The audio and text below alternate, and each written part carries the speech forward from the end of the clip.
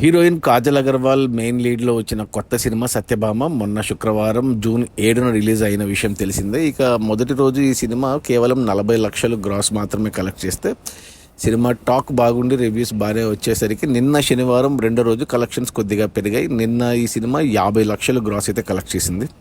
అలా టోటల్గా ఈ సినిమా 2 రోజుల్లో 90 లక్షల గ్రాస్ అయితే కలెక్ట్ చేసింది.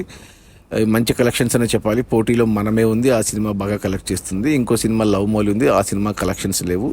సో ఈ సినిమా సెకండ్ ప్లేస్లో ఉంది కలెక్షన్స్ వైజ్. సో 90 లక్షల గ్రాస్ అయితే వచ్చింది.